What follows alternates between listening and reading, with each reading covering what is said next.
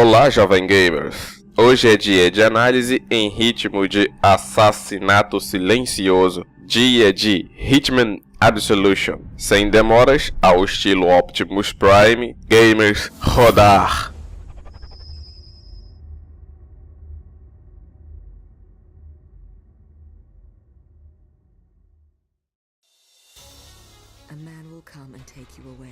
O Hitman Absolution é um jogo de stealth e ação desenvolvido pela Inyo Interactive. Foi publicado a primeira vez pela Square Enix e nele foi utilizado o motor Glacier 2, propriedade da Inyo. Os produtores do jogo afirmaram que o jogo seria bem hardcore. A crítica da época elogiou muito bem os gráficos do jogo, a jogabilidade, o modo online, e as críticas negativas foram com respeito à IA do jogo, a inteligência artificial, e que o jogo também tinha saído um pouco das suas raízes. O jogo vendeu aproximadamente 2.700.000 exemplares a partir de janeiro de 2013. Agora, antes de continuar, eu disse ali no início que Hitman é um jogo stealth e ação. Pois bem, stealth. O que é isto? Stealth é um gênero de jogos onde prevalece a furtividade. Você tem que evitar ser percebido para invadir, criar emboscada, chegar num determinado ponto sem que ninguém te perceba. A grande maioria dos jogos nos dias de hoje que utilizam o sistema stealth dão uma liberdade ao jogador. Caso ele queira ir na porrada, ele vai. Caso ele queira entrar ao melhor estilo Rambo, ele vai. Mas se ele quiser menos danos, menos barulho, então ele vai em stealth.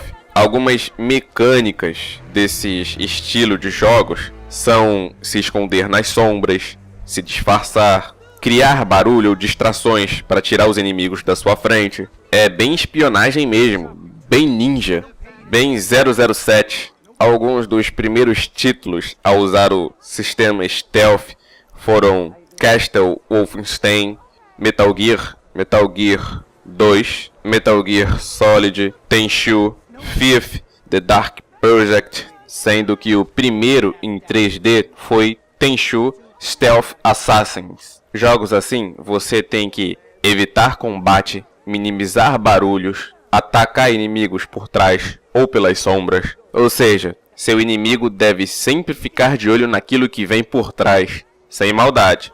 Nesse gênero, planejamento é muito importante, tentativa e erro também. Agora, hoje em dia, nos jogos atuais, se você deu mole e os inimigos te avistaram, aí, amigo, tá na hora de quebrar todo mundo no pau. Bom, partindo para a história do jogo, certo dia Hitman recebeu mais uma missão, que era a de matar Diana, um tipo de oráculo para ele. Era ela que nos jogos anteriores o auxiliava, só que eles eram parceiros e confiavam um no outro. E mesmo tendo que cumprir essa missão, uma coisa era certa. Para Hitman, aquilo não era um trabalho qualquer, mas para Hitman, missão dada é missão cumprida. A agência alega que Diana é uma traidora e que é uma pessoa perigosíssima para a agência. E depois de se infiltrar na mansão dela, enquanto ela toma banho, com um pesar no coração, ele a mata. Você pode até ter achado estranho a frase com um pesar no coração, porque Hitman é frio e calculista, não tem sentimento, carga emocional dele é nula. Isto é o Hitman. Então, por que um pesar no coração? Sem mais nem menos, ele reaparece nesse jogo com carga emocional. Não faz sentido. Isso é um defeito do jogo. Eles não pensaram nisso. Diana pede ao agente 47 que ele proteja uma jovem. E ele a protege com unhas e dentes. Não, se tratando de Hitman, ele a protege com estrangulamentos e tiros. Por que ele faz isso? Porque ele sente uma certa empatia por essa garota, uma familiaridade incomodante para ele, e ele precisa saber o que é isso. Com o desenrolar da trama, você vai entender tudo e a trama vai te prender muito. Você com certeza vai querer saber tudo que está acontecendo. Dizer se a história é boa ou não é complicado. Em se tratando de história, da mesma maneira que um pode gostar, outro não. Falando do visual, do gráfico do jogo, para jogadores que gostam de gráfico, que priorizam o gráfico, esse jogo é maravilhoso, porque é tudo bonito. Os cenários são extremamente detalhistas. Qualquer parte do jogo que você parar para ficar analisando uma sala, você vai ver coisas jogadas pelo chão, quadros tortos, ambientes sujos, fumaças saindo do esgoto. É uma atmosfera muito sombria na maior parte do jogo. O motor Glacier 2, ele é tão surpreendente que permite caber 1000 pessoas em um único mapa, sem perder qualidade de quadros por segundo. O Glacier 2 foi construído do zero. Esse item faz com que os humanos não só façam parte do cenário do jogo, como também, se você esbarrar em um deles, eles criticam, deixam objetos caírem. Só lembrando que são por volta de 1000 pessoas num cenário só. Cada personagem do jogo possui expressões físicas bem diferentes umas das outras e ao mesmo tempo muito realistas. Olha, você pode comparar alguns cenários do jogo a pinturas. São obras de arte. Parece que os desenvolvedores do jogo queriam mostrar ao jogador o quanto você pode tirar da capacidade de um console. Se nos jogos anteriores do Hitman nós tínhamos um agente bem vestido, alto, pálido e careca, na geração atual nós temos cicatrizes, barba por fazer, rugas, expressões faciais. Falando do som do jogo, a trilha sonora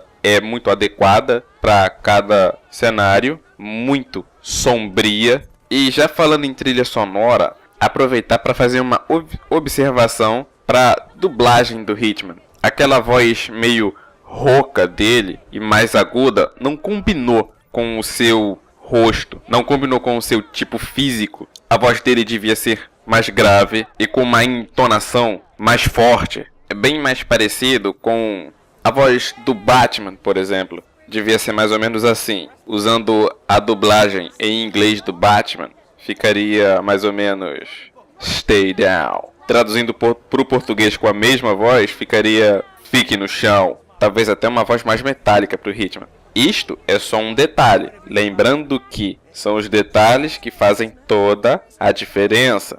Agora eu vou falar um pouco mais do Agente 47. Agente 47. Esse é o codinome dele. Por que durante todo o vídeo eu me referi a ele como Hitman? É porque desde o primeiro jogo é assim que eu estou acostumado a chamá-lo. Então eu vou continuar chamando ele assim. Mas fique sabendo que é o Agente 47. Depois de décadas de pesquisas secretas no aumento de gene, foi criado e geneticamente melhorado o Senhor 47, tudo financiado por criminosos que doaram seu próprio DNA. Um dos envolvidos no projeto teve a intenção de criar o soldado perfeito. Esse soldado perfeito tinha que ter força física nos limites da capacidade humana, com inteligência acima da média e ainda assim com lealdade suficiente para cumprir qualquer ordem superior. Coincidência ou não, o Agente 47, o Hitman, ele possui 47 cromossomos, sendo esse cromossomo a mais o que lhe dá a força física e a inteligência avançadas. Ele nasceu em 5 de setembro de 1964 no asilo romeno. Ele tem um código de barras atrás da sua cabeça, cujo os dois últimos números são o 47. Daí o nome Agente 47. Ort Meyer é o responsável pelo 47. Ele vê 47 como a sua obra mais perfeita, o primeiro sucesso completo dos experimentos de um soldado perfeito. E por isso ele acaba dando uma atenção a mais ao 47. Quando criança ele era bem calado, bem educado, e se ele mostrou algum tipo de sentimento nessa época, foi com um pequeno coelho de laboratório que eles tinham. Durante a idade de 13 a 23 anos, o 47 não se dava muito bem com os funcionários do asilo não. Também, quem ia gostar de toda hora levar injeção na bunda? Fora os vários exames que eram feitos. Agora, entenda a jogada de Ortmeyer. Ele foi passado para trás pelos seus outros sócios. Então, numa jogada de mestre, ele articulou um plano para que o agente 47 fugisse do asilo. Isso já com 30 anos de idade. 47 foge para que depois Ortmeyer contratasse o seu próprio pupilo, entre aspas, para que matasse os seus outros sócios. De 1997 a 2002, ele tentou abandonar a sua vida de assassino e foi trabalhar como um jardineiro numa igreja católica, onde tornou-se amigo do padre Vitório. De assassino a jardineiro. As habilidades de Hitman também eram muito bem exploradas com jardinagem. Dá até para imaginar o que ele faria se alguém chegasse e pisasse na grama que ele tinha acabado de ajeitar. E apesar do Hitman ter sido criado para ele ter total descaso com a vida humana, ele possui uma personalidade bem moralista. Por exemplo, teve uma época em que ele estava morando numa igreja e ele se confessava com o padre e tudo mais. Apesar dele ser bem calado, bem na dele, bem centrado nas suas missões, naquilo que ele faz, ele também consegue sair muito da sua própria personalidade para imitar alguém. E isso em muito pouco tempo. Quer dizer, você chega num local, tem o seu alvo e ele vai se disfarçando de pessoa a pessoa. Ele mal observa a pessoa e já consegue incorporar as características dela para ele conseguir chegar mais perto do seu alvo e cumprir suas missões. Lembrando também que a Diana, ela era uma das responsáveis da agência para a qual a Hitman trabalhava. E ela era que dava os clientes para o Hitman. Além de estar sempre ajudando a cada missão. Falando agora sobre a jogabilidade.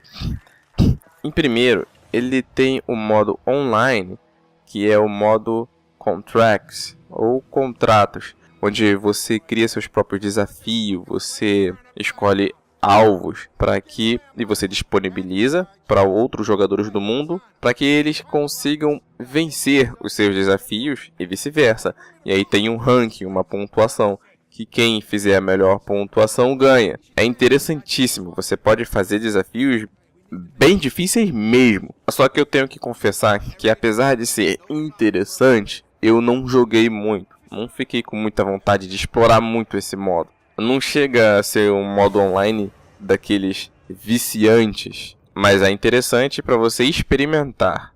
O jogo é bem extenso e quando você inicia uma missão, abre o cenário, você começa a andar pelo cenário, a explorar, ver pessoas. Quando você tem que entrar em um local proibido, você vai escondido até você poder achar uma roupa que te dê acesso àquele local. Vamos lá, você está numa mansão do lado de fora, com roupa dos guardas de fora. E para entrar dentro da mansão, você precisa roupas dos guardas de dentro da mansão. Você procura e acha roupas espalhadas pelo cenário, ou você simplesmente derruba alguém, sufocando o cara, ou aquilo que chega a ser arrepiante, quebrando o pescoço do cara. Chega e faz o barulhinho. O barulhinho é mais ou menos assim. Croc! E você vai pouco a pouco chegando cada vez mais perto do seu alvo. Para matar, você usa diversas ferramentas comuns, martelo, facas. Agora tem gente aí que diz, poxa, tem uma mesa e lá tem uma faca e outros objetos. Por que diabos dá para pegar a faca e não dá para pegar os outros objetos? Matar um assassino profissional, matar com uma faca, até vai. Agora querer que Hitman mate as pessoas até com melancia, quer dizer, com tudo. Como se mata alguém com uma melancia? Como se mata alguém com uma banana? Não responda. Um prato, o que você vai fazer? O Hitman vai jogar igual o disco e vai decepar a cabeça do cara no estilo Kung Lao. Mas olha, é muito interessante porque você vai querer pegar cada ferramenta para assassinar alguém, para ver como o Hitman vai executar aquela ação. Mas com certeza a mais efetiva de todas é o garrote do Hitman. Aquele cordão de fibra, porque ele pega por trás e é bem mais silencioso e bem rapidinho. Em situações que você tiver bem complicado, é melhor optar por ele. Ele faz bem menos barulho.